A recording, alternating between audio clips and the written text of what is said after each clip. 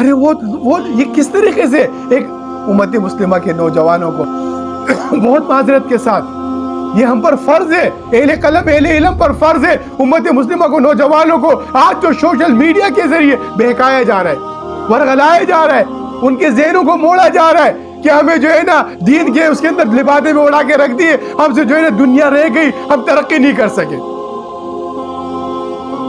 یہ کیا ترقی برادران اسلام؟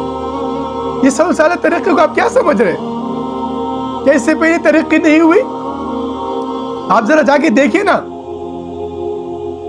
قوم عاد قوم سمود کی ان ترقی یافتہ قوموں کو، آپ جا کے دیکھیے ان کھنڈرات کو جو آج عبرت کا نشان بنے ہوئے، آپ جا کے دیکھیے محراب مصر کو۔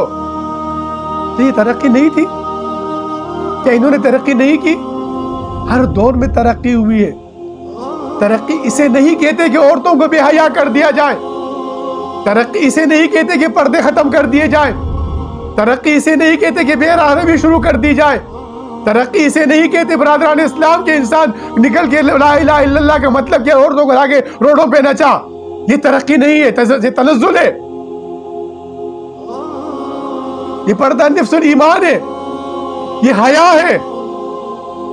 اس حیا کو بے حیائی کی طرف موڑنا ترقی نہیں ہے۔ ترقی تو وہ ترقی ہے کہ آپ انسانیت کی ترقی کریں، آپ معراج کریں، آپ پرواز کریں، آپ اللہ کا لقاء حاصل کریں، آپ دیدار خدا کریں۔